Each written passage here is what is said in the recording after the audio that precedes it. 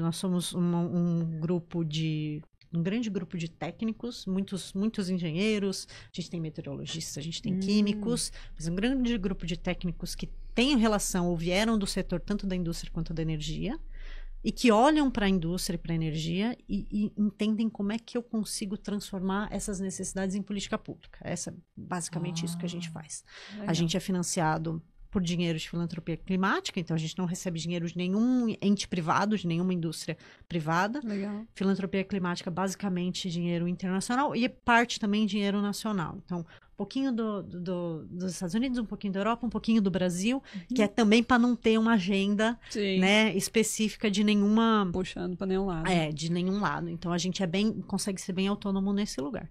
E aí, qual que é a ideia do que a gente tem defendido, assim? O Brasil, ele tem... Se a gente pega dessa perspectiva global, né, de descarbonização, então o mundo precisa descarbonizar, não é só descarbonizar o setor de energia, eu preciso descarbonizar a indústria, né, também. Porque não é só de energia elétrica que vive a indústria, existem outras maneiras que a indústria usa energéticos, né. E para fazer isso, você vai precisar botar um monte de dinheiro. A grande questão do que a gente tem observado é que o Brasil tem condições de fazer esse processo de uma maneira mais barata do que outras partes do mundo. Mas aí entra uma questão importante. Primeiro, a gente tem abundância de recursos renováveis. Então, vamos falar do hidrogênio. Para a gente produzir hidrogênio, a gente precisa de um monte de energia renovável. O Brasil, a gente tem um potencial de energia renovável que faz com que a gente consiga, sem contar com subsídios, eu não estou falando de custo Brasil, tá? Eu estou falando só de energia, de quantidade de energia disponível. Que a gente tem uma capacidade de produzir esse hidrogênio muito mais barato do que em outras regiões do mundo, simplesmente porque o fator a quantidade de energia solar e eólica que eu tenho aqui é muito superior do que eu vou ter na Alemanha, do que eu vou ter na Noruega. Então, assim, eles vão precisar instalar muitas mais torres eólicas lá para conseguir produzir 1 quilo de hidrogênio do que eu consigo produzir aqui no Brasil. Então, eu tenho naturalmente uma vocação de produzir o energético mais barato. Isso para tudo, né? Energia elétrica também. Energia elétrica no Brasil, a produção dela é muito barata. Consumir não é. Mas produzir é. Na conta a gente não percebe.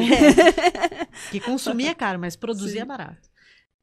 Então, a gente tem essa capacidade de produzir energéticos mais baratos. Mas não só isso. Não é só que a gente tem um energético. A gente tem um setor elétrico absolutamente robusto. A gente tem um grid. Né, que muitas regiões que têm o potencial renovável, como na África, eu não tenho esse grid, eu não tenho essa infraestrutura.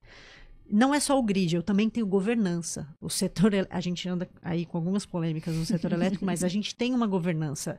A gente tem sistemas de leilão, a gente tem a agência reguladora, a gente tem o operador nacional do sistema, a gente tem toda uma estrutura funcionando há bons anos. Né?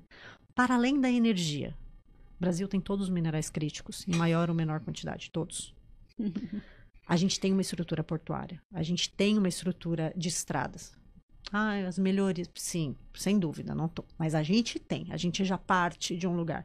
A gente tem um sistema bancário robusto. A gente, do sul global, né, dos países emergentes em desenvolvimento, nós somos talvez a maior potência em termos de universidades e centros de pesquisa. Então, não é só uma questão de ter energia renovável. A gente tem uma gama, a gente tem uma estrutura a gente tem área, a gente tem uma quantidade de terra disponível sem precisar desmatar. Outro dia eu preciso confirmar isso, mas eu vi uma estatística de que se a gente usa 5% das terras degradadas no Brasil, você duplica a produção de etanol do país. 5%. Nossa. Então a gente tem muita terra disponível. A gente é uma das maiores reservas de água doce do mundo. Então, não é só uma questão da solar e eólica e da hidrelétrica. A gente tem todo um resto de vantagens comparativas. E aí, eu acho que o nosso grande desafio é conseguir transformar essas vantagens comparativas em vantagens competitivas. Exato. E aí é que acho que ainda está a dificuldade, assim.